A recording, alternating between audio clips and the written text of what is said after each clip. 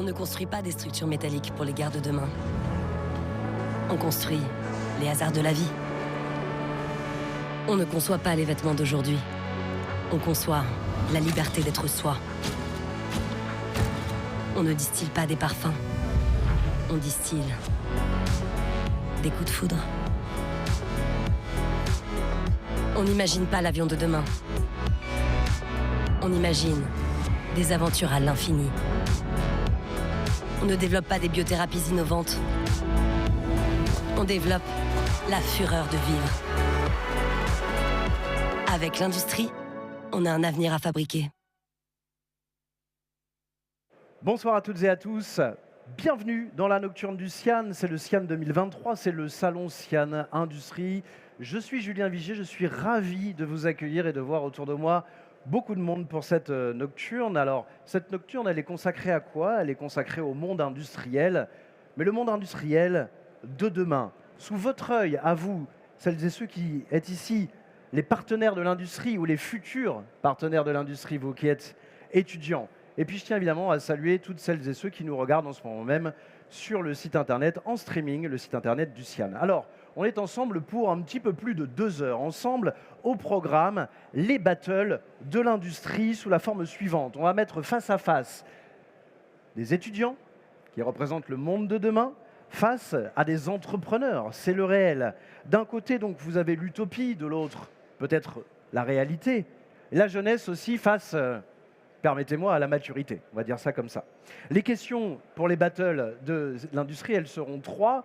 Je peux vous en dévoiler quelques-unes. Il sera question de décarbonation notamment, de l'usine virtuelle ou encore la recherche de profit et l'éthique sont-elles compatibles? Voilà, on va discuter de tout ça à la suite de Battle, un moment original qu'on va vous proposer dans les yeux de l'industrie avec 2 personnalités qui savent très bien de quoi elles parlent, puisqu'on aura avec nous Anaïs Voigili, qui est chercheuse à l'IAE de Poitiers, et Bruno, qui est déjà avec nous, Bruno Bergouin, représentant de France Industrie Occitanie et aussi de l'UIMM. Et la soirée se terminera par un cocktail. Ça, pour vous qui nous regardez, ça ne vous concerne pas, même pour les gens qui sont ici, permettez-moi de vous dire qu'ils l'attendent déjà. Pour lancer cette nocturne, Stéphanie Verhaeghe est avec nous, avec l'industrie, OPCO 2i, Thierry Cotel, qui est conseiller régional, c'est la région Occitanie, Méditerranée, je crois que c'est ça son nom exact, Pyrénées, Midi-Pyrénées. Voilà, on peut le dire comme ça. Et Bruno Bergouin, que l'on retrouve tout de suite, c'est lui qui va ouvrir le bal. Il représente France Industrie Occitanie et l'UIMM. Bonsoir Bruno. Bonsoir à toutes et bonsoir à tous. Donc, très grande joie de partager ce moment avec vous sous une forme, vous nous direz à la fin des 2 heures. C'est quand même un peu long, je pense qu'on n'aurait pas dû dire que ça allait durer 2 heures. On va essayer de faire quand même plus vite. Voilà, donc aujourd'hui, on a voulu mettre en avant l'industrie. Je pense que c'est quelque chose que dans un salon comme le Sian, on ne pouvait pas faire autrement. Et nous venons aujourd'hui en groupe, parce que France Industrie, c'est 8 branches industrielles en Occitanie.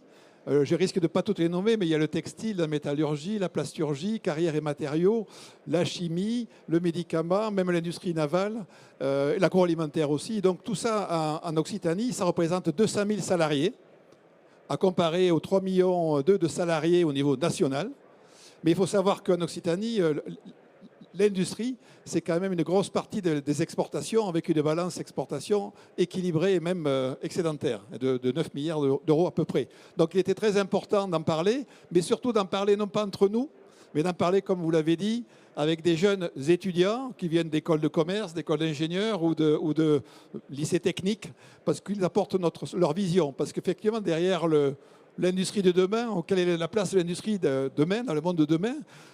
On parle de réindustrialisation, on parle de décarbonation, mais il y en a plein de questions d'ailleurs qui se posent. Mais avec qui, comment, à quelle échéance? Est-ce que c'est possible? À quel coût? Est-ce qu'on y croit? On n'y croit pas? C'est pour ça qu'on a besoin d'avoir le retour de ces jeunes qui vont rentrer dans nos industries, je l'espère, et qui en seront convaincus, surtout après ces 2 heures de débat, parce qu'on a besoin de leur feedback aussi pour essayer de nous étalonner et de voir si notre discours, quand on parle d'attractivité des métiers, quand on parle de formation, est vraiment bien reçu, ou est-ce qu'il y a encore des choses où il faut s'améliorer? Parce que l'industrie aujourd'hui, si vous parlez avec des entrepreneurs, ils vous diront, bon, il y a un contexte économique qui peut être favorable ou des fois un peu tendu, mais dans tous les cas, ils vous diront, on a besoin d'hommes et de femmes qui viennent chez nous et très qualifiés. Et c'est vrai que l'industrie de demain, on ne peut pas l'imaginer sans hommes et sans femmes qualifiés. On est à la croisée des chemins, finalement. Aujourd'hui, c'est important de se poser des questions.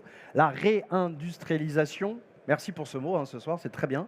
Et c'est vraiment un mantra en ce moment, peut-être notamment de la région, avec Thierry Cotel qui est avec nous et qui est conseiller régional. Un mot sur cette réindustrialisation et les défis. Alors tout d'abord, on peut juste noter que le mot réindustrialisation est apparu finalement il y a assez peu longtemps, parce que je pense qu'il y avait beaucoup déjà d'acteurs qui souhaitaient cette réindustrialisation après 40 ans de désindustrialisation, qui a quand même laissé des traces, et notamment dans notre région. Alors pas évidemment sur les métropoles comme Toulouse ou Montpellier, où il y a une activité somme toute très, très positive. Bruno le disait tout à l'heure, puisque en région Occitanie, on a une balance commerciale qui est excédentaire, essentiellement due d'ailleurs au secteur aéronautique, au secteur spatial, mais pas que. Par contre, quand on regarde au niveau national, on a une balance commerciale qui est déficitaire de plus de 160 milliards d'euros en 2022, alors que nos voisins comme l'Allemagne ou l'Italie sont excédentaires. Donc ça pose quand même question pour savoir, pour donner déjà une première raison à la réindustrialisation, essayer de reproduire sur nos territoires les produits que nous importons. Je rajoute un petit chiffre qui peut-être va être utilisé pendant le débat. Il faut juste savoir que nos émissions de gaz à effet de serre, 48% de ces émissions-là sont dues en fait aux produits que nous importons. Donc la question, ce serait de dire, mais pourquoi est-ce que nous ne fabriquerions pas ici des produits qui utilisent une énergie qui est quand même relativement propre quand on regarde quelles sont les émissions de CO2 par habitant en France par rapport à nos voisins, ou même par rapport à la Chine ou aux États-Unis, pour comparer évidemment des pays qui sont développés de la même manière que nous. On s'aperçoit qu'on a quand même une énergie qui est propre en France, donc il faut l'utiliser, notamment pour les produits qu'on pourrait fabriquer ici pour résorber notre commerce extérieur. La réindustrialisation en Occitanie, je finis là-dessus, c'est aussi un objectif de Carole Delga, de l'ensemble de la majorité et de l'ensemble du conseil régional. Enfin, en général, on est assez unanime sur cette question-là, pour des questions évidemment d'emploi, pour des questions aussi de transition énergétique et écologique, je fais le lien avec ce que je venais de dire là maintenant, et aussi pour l'aménagement du territoire. Nous avons énormément de villes moyennes. Je ne pourrais citer que Castres pour ne pas aller plus loin dans le débat du moment par rapport au désenclavement de Castres, mais il y a des villes moyennes qui ont des friches industrielles, qui ne demandent qu'à accueillir des entreprises et à fabriquer des produits évidemment dont nous avons besoin en France maintenant. Merci Thierry. Non, je voulais juste vous relancer sur l'apport et la dynamique de la région au sein de ce SIAN, au sein de ce salon. Mais je crois que vous avez répondu tout à fait correctement. Merci à vous. On termine avec Stéphanie Vérag, avec l'industrie et aussi l'OPCO 2i. Alors, qu'est-ce que vous avez pensé de ces deux premières interventions et quel est votre sentiment ? Bonsoir à tous. Je suis ravie d'être avec vous. Je suis la petite touche féminine en fait de ce démarrage. J'ai failli ne pas pouvoir venir, malheureusement. J'ai failli être bloquée à l'aéroport, donc je suis quand même vraiment ravie d'être présente pour. Si vous êtes venu en avion, fallait venir en voiture. Oui. Ou en vélo, ou en tram. Ou en train. Donc voilà, je suis ravie d'être là pour lancer ce temps spécifique dans le cadre de ce salon de mise en valeur de l'industrie. Moi, je représente OPCO 2i, c'est l'opérateur de compétences de l'industrie. Au quotidien, nous sommes là en proximité des entreprises pour les accompagner sur les sujets de développement, d'emploi, de compétences, et notamment sur les sujets qui vont être abordés dans le cadre des battles juste après, la réindustrialisation, vous l'avez dit, la décarbonation, l'intelligence artificielle, le développement du numérique. Vous avez, au tout début du démarrage, lancé un film qui a été diffusé donc, sur les réseaux sociaux, là, qui est issu d'un travail des 32 branches de l'industrie qui ont décidé ensemble, elles ont été citées pour certaines d'entre elles il y a quelques minutes par Bruno Bergouin, de travailler sur la création et le développement d'une grande campagne de communication avec le développement d'une marque, avec l'industrie, vous l'avez entendu. On a un avenir à fabriquer, c'est son slogan. Et je suis ravie vraiment de cette association avec le village de l'industrie aujourd'hui, développé et impulsé par France Industrie. Et sachez que voilà, la mobilisation de tous, de l'ensemble des intervenants de ce soir, même des combattants, ce sont finalement de beaux ambassadeurs pour développer cette belle industrie et développer son attractivité. Donc je préfère laisser la place aux échanges désormais. Voilà. Vous avez tout bien résumé. Moi j'ai envie de dire qu'il arrive à point nommé finalement ce salon.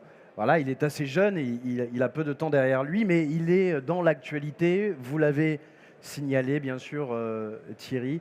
Et puis, bien sûr, Bruno, vous restez avec nous, vous restez dans le coin parce que tout à l'heure, vous débattrez avec Anaïs.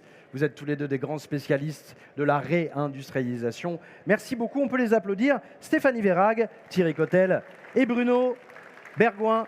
Merci beaucoup à vous tous les trois. Alors avant de passer aux 3 premières battles et avant de voir s'affronter notamment des BS et des industriels ou encore l'école des mines d'Albi, je vais accueillir le CESI. Où est-ce que vous êtes, le CESI?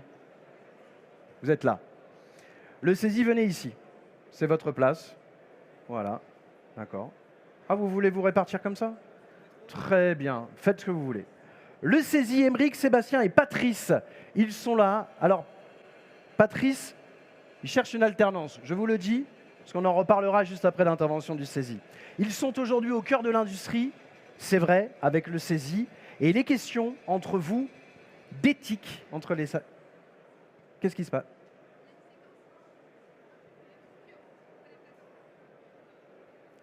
Pardon.